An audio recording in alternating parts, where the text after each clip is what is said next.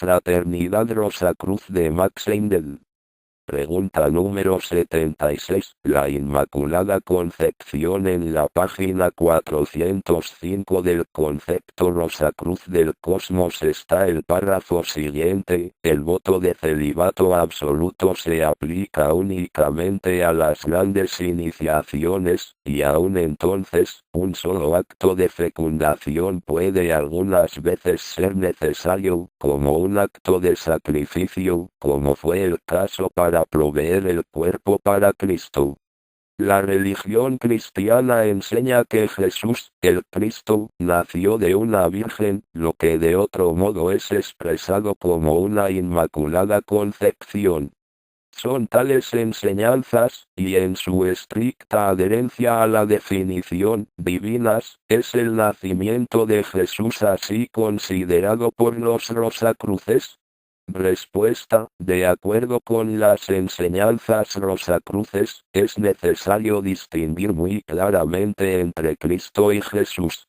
Cuando investigamos en la memoria de la naturaleza, encontramos que el espíritu que nació en el cuerpo de Jesús era un ego muy avanzado que había alcanzado una muy sublime espiritualidad por medio de muchas vidas de santidad y servicio por medio del sacrificio de sí mismo, y es posible investigar los nacimientos anteriores de ese ego tan fácilmente como podríamos hacerlo con las pasadas experiencias de cualquier otra entidad perteneciente a nuestra raza humana.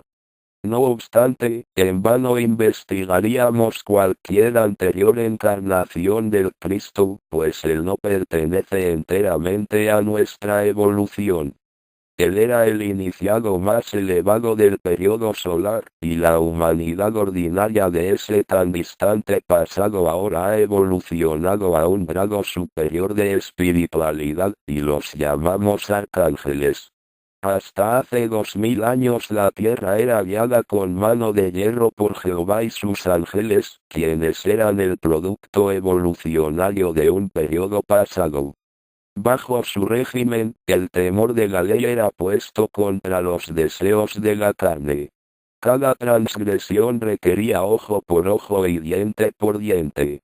Esto, sin embargo, no deja campo para la evolución del amor y el altruismo. El amor perfecto echa fuera el temor, y Cristo vino al mundo a salvar a la humanidad de la ley y el egoísmo, mediante el cultivo del amor y del altruismo.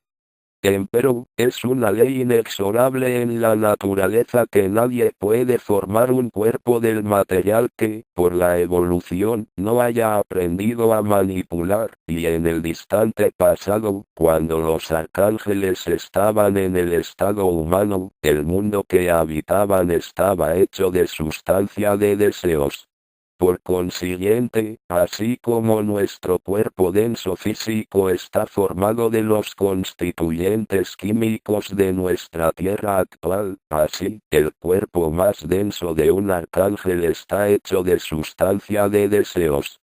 Por muchos siglos antes de que él realmente viniera a vivir en medio de nosotros, el Cristo trabajó sobre la tierra desde afuera, para purificar el cuerpo de deseos de la tierra con el fin de que pudiésemos obtener materiales con los cuales expresar más puros y mejores deseos y emociones. Es obvio que esto podría hacerse mucho mejor por parte de un espíritu interno, si pudiera proveerse un medio para asegurarle una entrada en la tierra. Fue la misión de José, María y Jesús, proveer este vehículo consistente en un cuerpo denso, y en un cuerpo vital, a los cuales el cuerpo de deseos y vehículos superiores del Cristo pudieran ligarse por un corto periodo de tiempo mientras cumplía su misión. Cuando el acto generador se hace de manera baja y brutal, cuando está manchado de lujuria y pasión, ciertamente degrada a un nivel inferior al de las bestias a los que participan en este acto de profanación. Por el contrario, cuando los presuntos padres se preparan por medio de la oración y de elevadas aspiraciones para realizar el acto como un sacramento, sin consideración alguna a la gratificación sensual, la concepción es inmaculada. Es evidente que no es la virginidad física lo que cuenta como virtud, pues todos están en ese estado en los primeros años de la vida. Es la pureza, la castidad del alma, lo que hace la pureza virginal tanto en el padre como en la madre. De conformidad con las enseñanzas rosacruces, respaldadas por la investigación en la memoria de la naturaleza, tal fue la condición de José y María, cuando el cuerpo que se formó alrededor del átomo simiente de Jesús, fue concebido. El espíritu solar, Cristo, no podía crear tal vehículo. Además, habría de ser un gasto inútil de valiosa energía para tan grande espíritu el pasar a través de la matriz y hacer crecer un cuerpo durante todos los años de la niñez hasta haber alcanzado la edad de madurez para poder ser utilizado. Por consiguiente, esta tarea fue delegada a Jesús, quien usó su cuerpo hasta el momento del bautismo, cuando se nos dice que el Espíritu descendió sobre él en forma de paloma.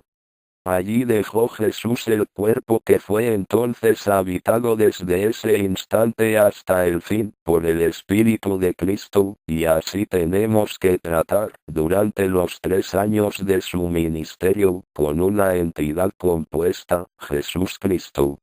Debiera entenderse que las grandes jerarquías que nos han ayudado en nuestra evolución siempre trabajan con las leyes que ellas han dado para nuestra guía, y no contra ellas, y habiendo una vez suministrado el método para construir un cuerpo mediante la unión del hombre y la mujer, no podrían pensar en suspender esa ley así como no pensarían suspender, ni por un solo momento, la ley de gravitación.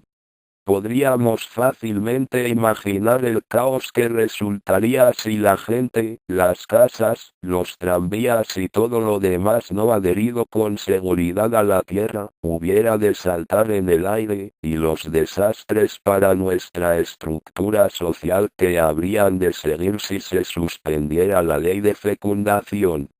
En realidad los pasajes interpolados dicen muy a las claras que José intentó repudiar a María.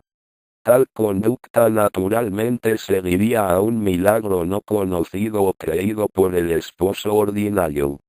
Como una mayor evidencia de haberse metido los traductores con lo que no debían, se notará también que se da toda la genealogía de Jesús por parte de José, y si él no fuere el padre, esto no tendría razón de ser, entonces tampoco se hubiera dicho que Jesús brotó de la raíz de David. Hay medios, sin embargo, de formar un cuerpo útil para el adepto sin necesidad de pasar por la matriz. Antes de describir este método, deberá entenderse correctamente que el término adepto no debe aplicarse a los egotistas o charlatanes que así se hacen llamar en los anuncios de los periódicos o entre un grupo de incautos.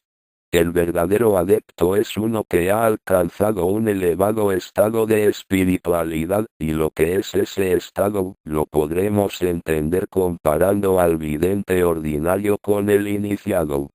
El vidente es el que ha desarrollado la visión espiritual. Si no tiene dominio sobre la facultad, ve las cosas en el mundo invisible cuando se le presentan.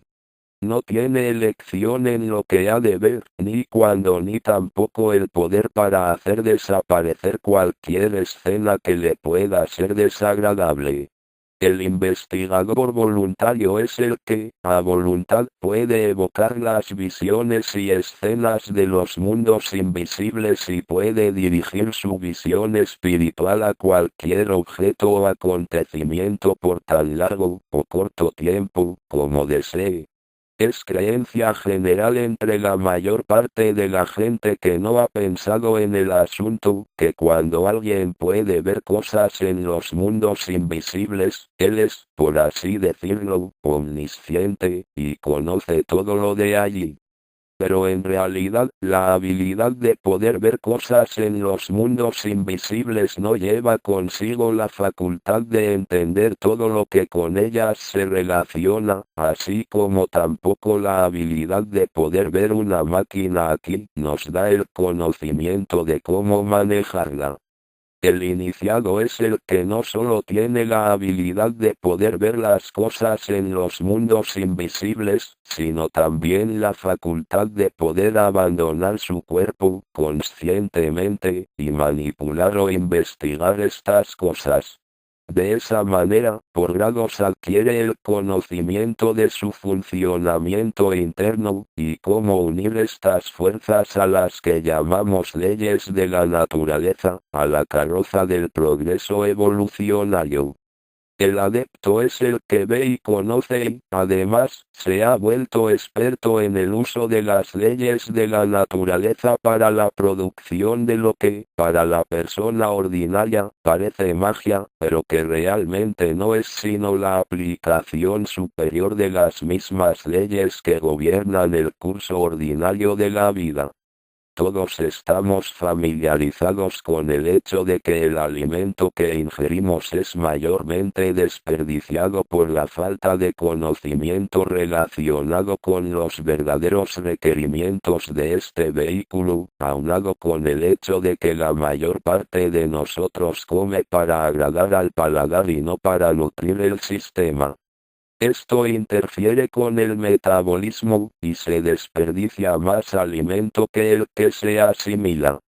Aún la parte del alimento que asimilamos no siempre forma tejidos sanos, sino carne fofa, que es una carga inútil para nosotros, y el cuerpo vital está constantemente luchando para desembarazarse del indeseable aumento de desperdicio. Después de una fuerte comida, el investigador puede ver una banda negra de una consistencia como de jalea, elástica, formada de éter, en derredor de la región abdominal del gastrónomo. Esto es el veneno generado por la fermentación del alimento malsano tomado en abundancia, y que está siendo expelido del cuerpo denso por medio de las corrientes que irradia el cuerpo vital en el esfuerzo que este último hace para limpiar el sistema obstruido. También gastamos tejido corpóreo por medio de la indulgencia en placeres, por medio de los movimientos y emociones innecesarios, haciendo que el cuerpo denso se envejezca y muera mucho antes de lo debido que si se hubiera usado adecuadamente. El adepto es diferente. Él sabe cómo controlar sus acciones y emociones, ahorrando así todo esfuerzo innecesario al cuerpo. Él también conoce los exactos elementos que se requieren para mantener su cuerpo, y la proporción de vida en que debe tomarlos. De ese modo asegura el máximo de nutrición, y el mínimo de desperdicio. Por esta razón él puede mantener su organismo en un estado de apariencia de juventud y vigorosa salud por cientos de años. Se dice entre los hermanos legos de los Rosacruces que Christian Rosenkreuz está hoy usando un cuerpo que de esa manera ha sido conservado por varias centurias. Esto puede o no ser, el autor no tiene medios para saberlo, pues nuestro augusto guía nunca es visto por ninguno de los hermanos legos que concurren al templo para el servicio de medianoche. Solo se siente su presencia, y es la señal para comenzar el trabajo. Sin embargo, por la conversación con algunos de los hermanos legos que han estado conectados con el templo por 20, 30 y aún 40 años en esta vida, se ha descubierto que los hermanos mayores, de quienes hablamos como nuestros maestros, conservan la misma apariencia que hace 30 o 40 años. Juzgando por la norma común de los hombres ordinarios, podríamos decir que los hermanos mayores parecen tener ahora unos 40 años de edad, y esto corrobora lo que se dice en las enseñanzas citadas anteriormente. Vemos entonces que los adeptos son capaces de conservar sus cuerpos por centurias, tal vez por milenios, pero también les es posible crear un nuevo vehículo, si por cualquier razón resulta conveniente, y este es uno de los medios descritos por los hermanos mayores. Es una ley en la naturaleza que la vida de la célula inherente a cualquier partícula de alimento debe ser dominada por el ego antes de que pueda ser asimilada. Véase en este particular, el capítulo sobre asimilación en el concepto Rosacruz del cosmos. En consecuencia, es imposible para el adepto hacer un extracto de los elementos con los cuales se construye un organismo, y después pasar del viejo al nuevo. Primero tiene que ingerirlos en su propio cuerpo para que queden sintonizados con la vibración del átomo simiente y asimilados apropiadamente. Después de haber sido asimilados por él en la forma decretada por las leyes naturales, puede de nuevo extraerlos y utilizarlos para la formación de un nuevo cuerpo. Por lo tanto, el adepto comienza este trabajo aumentando su dieta y extrayendo el sobrante de alimento. Teniendo tan completo dominio propio, tiene también el poder de controlar y mantener en sujeción los vivientes elementos de nutrición que entonces utiliza gradualmente para construir un cuerpo.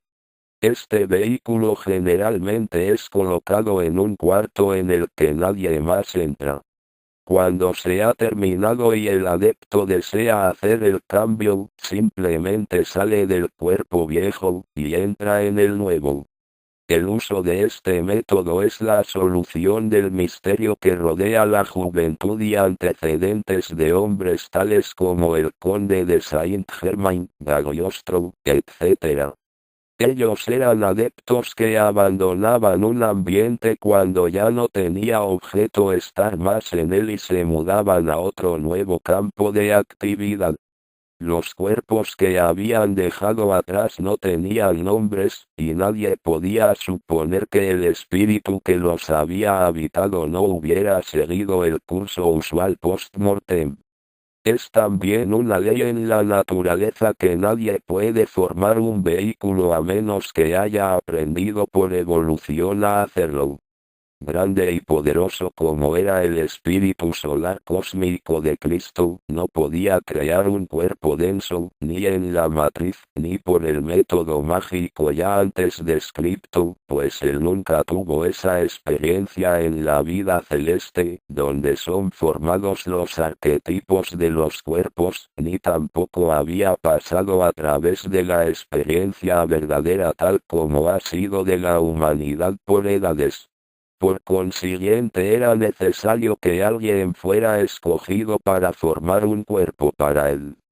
Ese honor y privilegio fue concedido a José, María y Jesús, quienes proveyeron el cuerpo denso y lo cuidaron durante los días de crecimiento hasta que fue alcanzada la madurez, juntos con el cuerpo vital necesario para mantener vivo el instrumento denso y completar el eslabón con el cuerpo de deseos de Cristo. De esta manera, cuando es comprendido debidamente, es cierto que Jesús nació de una virgen, y que la concepción fue inmaculada. El error consiste en confundir a Jesús con el Cristo. Anótese que el ángel Gabriel ordenó que se le diera el nombre de Jesús. Christos significa ungido, y esto se refiere a un ministerio, a una función, y no a una persona.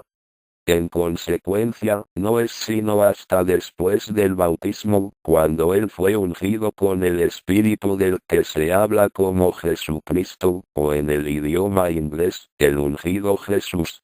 Es también un error considerar el nacimiento de Jesús como único. tenemos la palabra del Cristo de que las cosas que Él hizo, también las haremos, y mayores aún.